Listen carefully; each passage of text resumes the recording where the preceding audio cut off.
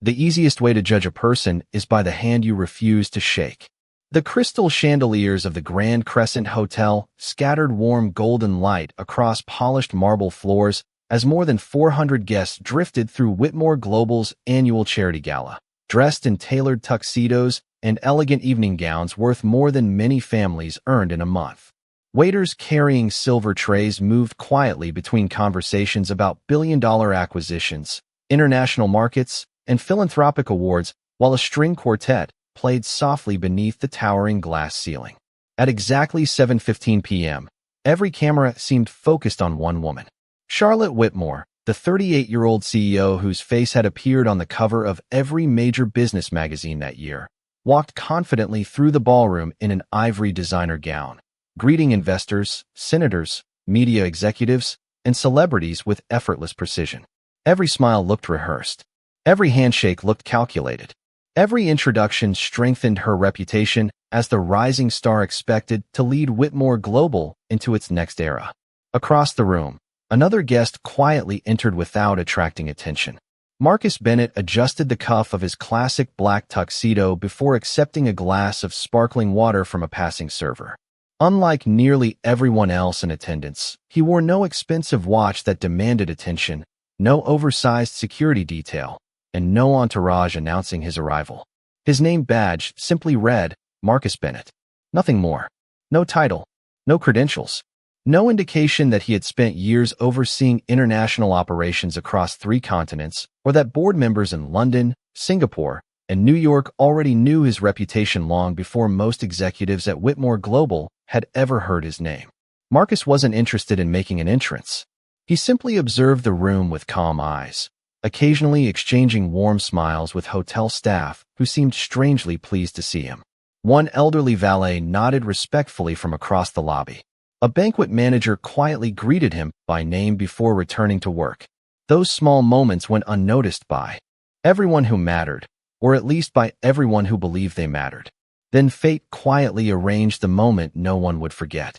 Charlotte finished greeting a state senator and turned toward the next guest approaching her. Marcus stepped forward with an easy smile and extended his hand. Congratulations on another successful charity gala, Ms. Whitmore. I've heard wonderful things about your leadership. His voice was steady, respectful, impossible to mistake for arrogance. Charlotte looked directly into his eyes.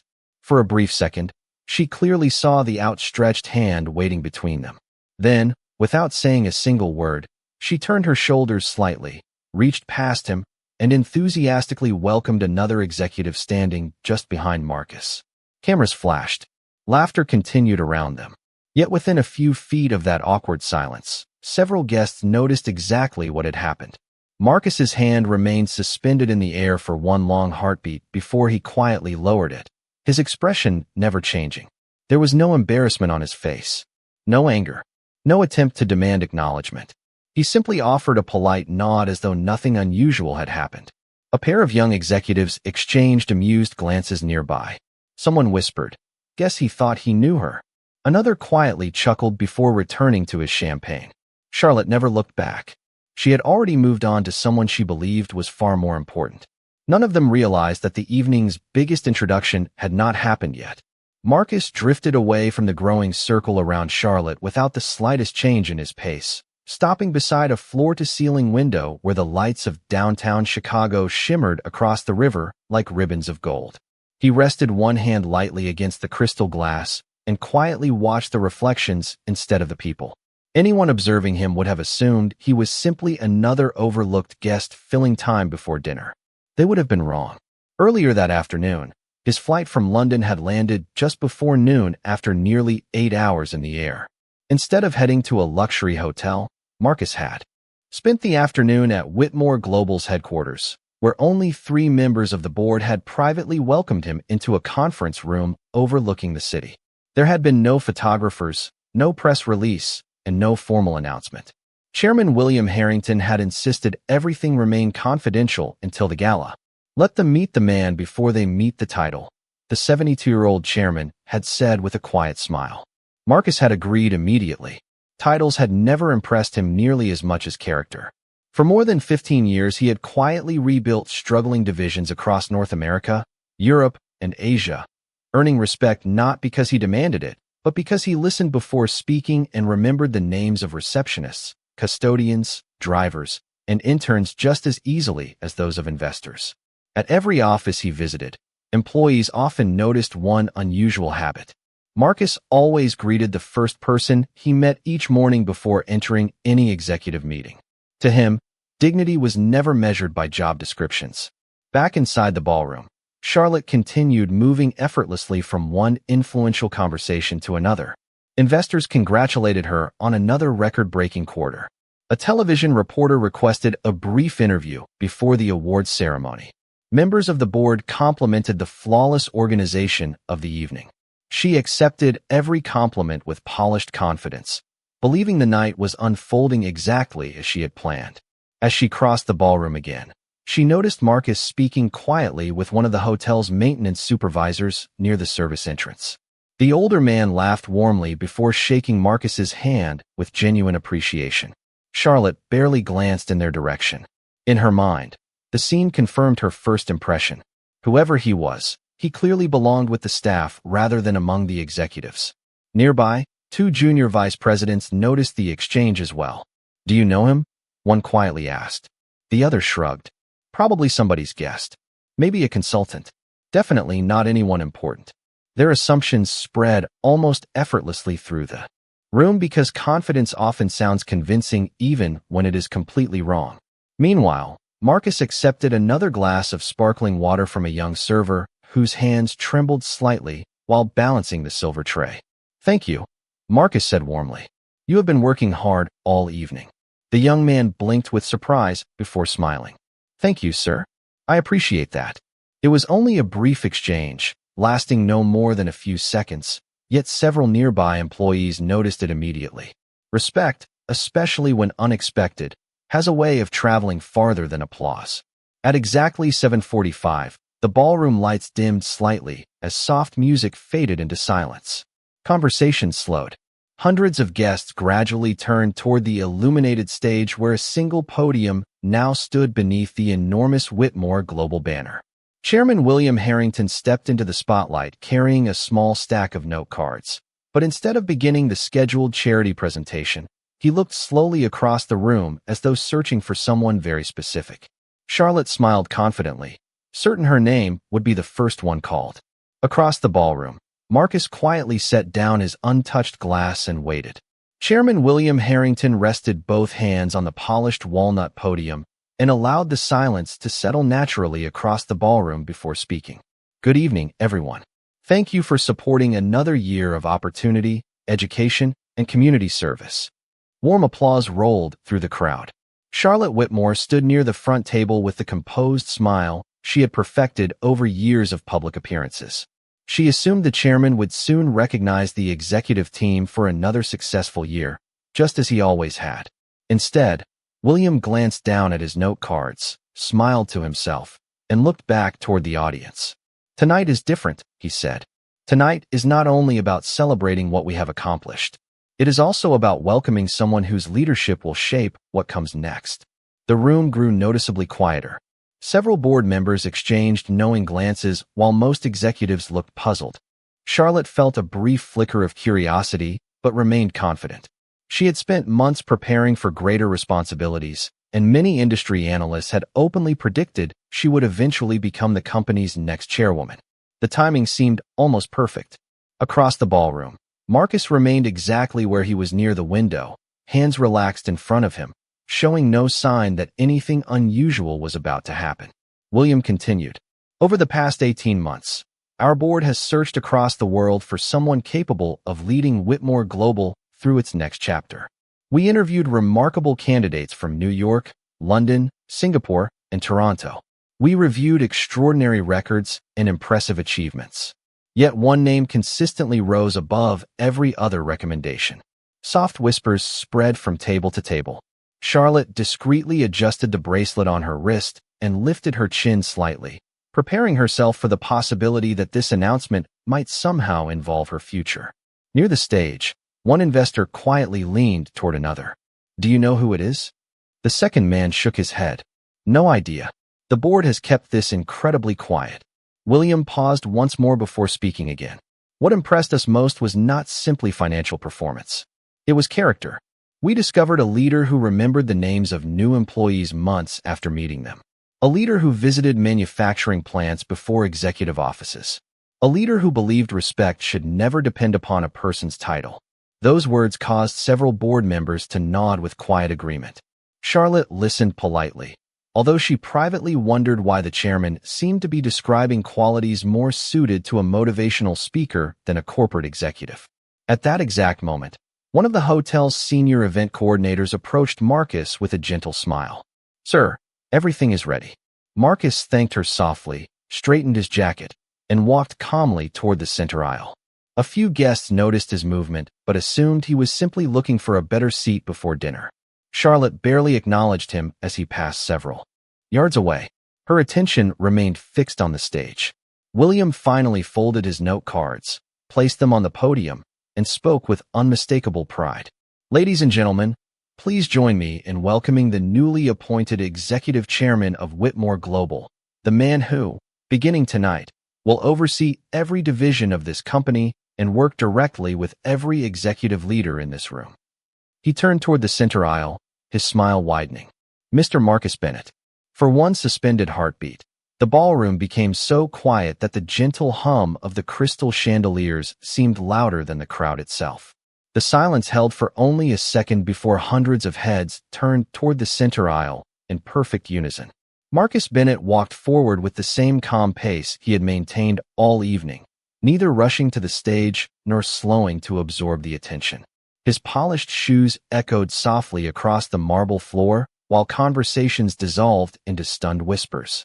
The same executives who had barely noticed him moments earlier now instinctively stepped aside, creating a clear path to the podium. Charlotte remained frozen beside her table, her confident smile disappearing so gradually that even she did not realize it had vanished. Her eyes followed Marcus with growing disbelief as memories from less than an hour earlier replayed themselves without mercy. The hand she had ignored, the conversation she had dismissed, the glance she had never returned. None of it could be taken back. William Harrington stepped away from the podium with genuine warmth and extended both hands toward Marcus. Their handshake was firm, familiar, and filled with mutual respect that clearly had not begun that evening. "Welcome home," William said quietly, though the microphone carried every word across the ballroom. Marcus smiled. "Thank you, William. It is good to be here." That single exchange told the audience everything they needed to know. This was not a ceremonial appointment. This was a trusted partnership built over many years. Cameras immediately flashed from every direction as photographers hurried closer to capture the historic moment. Television reporters whispered urgently into their headsets, requesting updated captions for the live broadcast. At the front tables, several board members stood to applaud. Within seconds, the applause spread throughout the ballroom until nearly every guest had risen to their feet. Charlotte stood as well, but her movements felt strangely automatic. She clapped because everyone else was clapping, yet her thoughts were somewhere else entirely. She quietly asked the vice chairman standing beside her, why was this kept completely confidential? He looked at her with mild surprise. Marcus requested it himself. He wanted everyone to meet the person before they reacted to the position. His answer settled heavily in her mind. For the first time that evening, Charlotte understood that she had done exactly what Marcus had expected many people might do. William returned to the microphone. Leadership is easy to recognize when someone has authority. True leadership is much harder to recognize before the title is announced.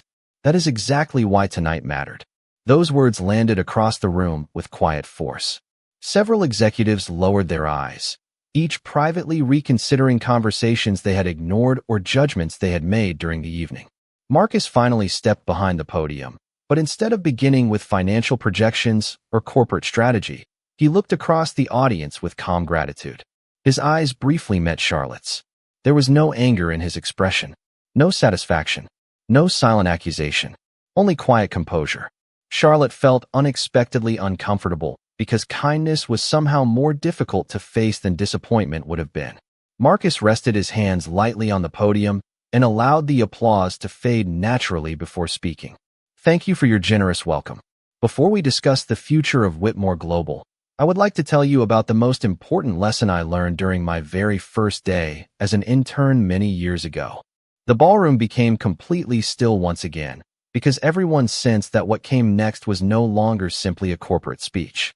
It was something far more personal. Marcus let the silence linger for another moment before speaking again, his voice steady enough to reach every corner of the grand ballroom without ever rising. On my first day as an intern, I was eager to impress everyone around me. I thought success meant introducing myself to the executives whose names appeared in annual reports. A few quiet smiles appeared among the older board members. Instead, an elderly security officer stopped me at the front entrance, shook my hand, welcomed me by name, and said something I have carried with me every single day since then. He told me, "The way people treat you before they know who you are tells you far more than the way they treat you after they find out." Marcus paused, allowing those words to settle over the room like the soft light reflecting from the crystal chandeliers. At the time, I did not fully understand what he meant. Years later, I realized he had given me the greatest leadership lesson of my career. The audience remained completely still. Even the servers quietly paused beside the walls, listening. Marcus looked across the room, not searching for anyone in particular, but seeing everyone. Business is built on numbers, strategies, and innovation. But trust is built in ordinary moments. It begins with a greeting. It grows through respect. It survives because people feel seen before they feel evaluated. Charlotte lowered her eyes toward the polished marble floor. Every sentence seemed to echo inside her mind with uncomfortable clarity. She remembered dismissing Marcus's thoughtful comment about the Education Foundation. She remembered assuming he belonged with the hotel staff after seeing him speak with the maintenance supervisor. Most painfully, she remembered the hand she had deliberately chosen not to shake. None of those decisions had been based on anything Marcus had said or done. They had all been based on assumptions she had never questioned. Around the ballroom, several executives exchanged thoughtful glances. One senior investor quietly folded his program and placed it on the table, no longer distracted by the schedule. Marcus continued with the same calm sincerity. During my career, I have visited factories where the janitor understood the production process better than consultants. I have met receptionists who solved problems before executives even realized they existed. I have learned valuable lessons from drivers, technicians, administrative assistants, and interns. Wisdom rarely announces itself before entering the room. A ripple of quiet laughter softened the atmosphere, followed by respectful applause that quickly faded as Marcus raised one hand gently. That is why I have always believed leadership begins long before someone sits behind a large desk. It begins with recognizing the dignity already standing in front of us. Charlotte slowly lifted her eyes toward the stage again. Marcus had never mentioned her. He had not embarrassed anyone. He had not pointed toward a single guest. Yet somehow she felt more exposed than she would have if he had spoken her name directly. Chairman William Harrington watched the audience with quiet satisfaction. This was exactly why he had agreed to Marcus's unusual request to arrive anonymously. There had been no trap, no public humiliation, only an opportunity for everyone in the room to reveal the habits they carried into every first impression. Marcus rested both hands lightly on the podium once more and smiled with quiet warmth. Tonight is not about judging anyone. It is about choosing what kind of company we will become starting tomorrow morning. The applause faded into a thoughtful silence, unlike anything the ballroom had experienced earlier that evening. No one rushed to check a phone. No one whispered across the tables. The only sounds came from the quiet hum of the air conditioning and the faint clink of silverware being carefully arranged by servers who did not want to interrupt the moment. Warm light from the crystal chandeliers reflected across polished marble, making the entire room feel softer than it had only minutes before. Marcus stepped away from the podium instead of remaining behind it. He walked slowly across the stage, not like a man celebrating a promotion, but like someone inviting every person in the room to walk beside him. "When I accepted this position," he said gently, "I made one request to our board. I asked them not to announce my title before tonight." Some people wondered why. The answer is simple. A business card can introduce a position. It cannot introduce a person. Several guests lowered their eyes, quietly replaying every first impression they had made throughout the evening. Marcus continued with the same calm rhythm. The future of this company will not be determined only by quarterly reports or market performance. It will be determined by whether people feel respected before they feel important. His words carried no accusation. They simply invited reflection. Charlotte stood perfectly still near the front table, her hands lightly resting against the back of her chair. The confidence that had followed her through every interview and every board meeting had quietly given way to something unfamiliar. Humility rarely arrives with noise. It arrives in silence, asking questions that no one else needs to ask. She looked toward the hotel employees standing respectfully along the ballroom walls. Earlier that evening, she had barely noticed them. Now she recognized the banquet manager who had greeted every guest with the same warm smile. The young server who had balanced heavy silver trays for hours without receiving more than a passing glance. And the elderly valet who had welcomed visitors at the entrance despite the cool evening air outside. Marcus had spoken with each of them. He had remembered their names. He had thanked them. Somehow those small conversations now seemed more meaningful than the expensive speeches that had filled countless corporate events before this one. Chairman William Harrington quietly observed the room with satisfaction. This was the transformation he had hoped for, not a dramatic reversal of power, but a quiet shift in perspective. Marcus paused near the front edge of the stage and looked across the audience once more. Every organization eventually becomes a reflection of what it rewards. If we reward titles more than character, we will eventually lose both. But if we recognize character before titles, excellence has room to grow everywhere. A gentle stillness settled over the ballroom once again. Outside the towering windows, the lights of Chicago stretched across the river beneath the clear night sky, while inside, the atmosphere felt noticeably different than it had at the beginning of the gala. The room had not become quieter because people had nothing left to say. It had become quieter because everyone had finally found something worth thinking about. Charlotte slowly drew a careful breath, looked toward Marcus, and made a decision she wished she had made the very first moment their paths had crossed. For several long seconds, no one moved. Then, with quiet determination, Charlotte stepped away from the front table. The soft sound of her heels crossing the marble floor echoed through the ballroom as every pair of eyes followed her. She was no longer walking with the polished confidence that had defined her entrance earlier that evening. This time her pace was measured, thoughtful, almost hesitant. When she reached the foot of the stage, Marcus had just finished thanking the audience for their attention. He noticed her approaching and waited without speaking. Charlotte looked up at him, then slowly extended her hand. There was no microphone between them, no prepared statement, no carefully rehearsed public relations message. Only an honest moment that could not be rewritten. "Mr. Bennett," she said quietly, her voice carrying through the stillness because the room itself had become so silent. "I owe you an apology." Marcus stepped down from the stage so they stood on the same level. He looked at the hand she had offered before meeting her eyes again. Charlotte continued before he could answer. "Earlier tonight, I made assumptions that I should never have made. I believed I understood who you were before I had taken the time to know you. I ignored your kindness, dismissed your words, and failed to show you the respect that every person deserves. I cannot change those moments, but I can take responsibility for them." No one interrupted. Even the photographers lowered their cameras for a brief instant, sensing that some moments were too human to reduce to headlines. Marcus smiled gently, not with triumph, but with understanding. "Thank you," he replied. "Apologies matter because they make room for something better." Charlotte's shoulders relaxed ever so slightly, though the weight she carried had not completely disappeared. Marcus accepted her outstretched hand, and this time their handshake lasted only a moment, yet it carried far more meaning than the one that had never happened earlier that evening. It was not a gesture of victory. It was a gesture of mutual respect finally arriving where it should have existed from the beginning. Warm applause gradually filled the ballroom once again, softer than before, but somehow more sincere. Chairman William Harrington smiled quietly from the side of the stage. He had spent decades leading companies through financial crises, mergers, and market disruptions, yet he knew moments like this created stronger organizations than any balance sheet ever could. Marcus turned slightly, so everyone could hear him without raising his voice. "Every one of us has misjudged someone at some point in life. What defines our character is not whether we make mistakes. It is whether we are willing to learn from them." Charlotte nodded in quiet agreement.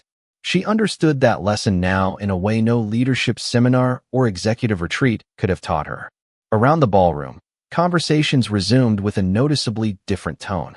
Executives introduced themselves to hotel employees. Investors thanked servers by name after reading their badges. Several young managers quietly reflected on the first impressions they had formed throughout their own careers. Nothing about the building had changed. The marble floors still reflected the same golden light. The orchestra still waited beside the stage.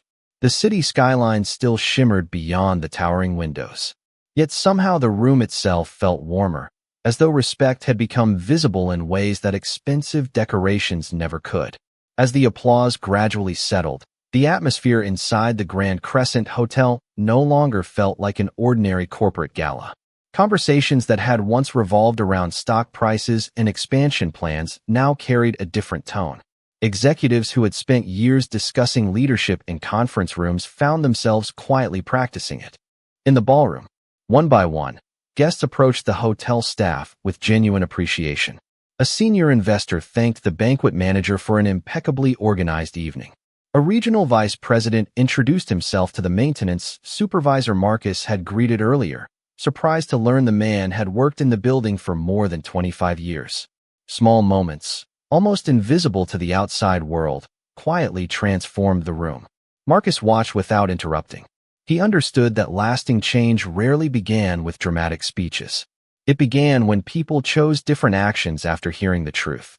Chairman William Harrington returned to the microphone with a warm expression. "I have chaired this company for over 3 decades," he said. "I have celebrated record profits and survived difficult years. Yet I cannot remember another evening that has reminded me so clearly why leadership exists in the first place." He turned toward Marcus with unmistakable pride. "The board selected our new executive chairman because of extraordinary results. But tonight all of you witnessed the reason we trusted him with something even more important than financial performance. We trusted him with our culture." The audience responded with another round of sincere applause.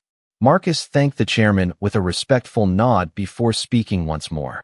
"Culture is not created by posters on office walls. It is created by thousands of ordinary decisions that nobody applauds. It is built every morning when someone chooses respect instead of assumption, curiosity instead of judgment, and kindness instead of convenience." Charlotte listened carefully, knowing every sentence now carried personal meaning. When the applause faded again, she stepped toward one of the young servers who had spent the evening carrying heavy silver trays through the crowded ballroom. She smiled warmly and introduced herself, not as the company's chief executive officer, but simply as Charlotte. The young man looked surprised before smiling back and shaking her hand. Nearby, several guests quietly noticed the exchange. No cameras rushed forward. No reporters surrounded them. It was a simple act. And perhaps because it was so simple, it felt completely genuine.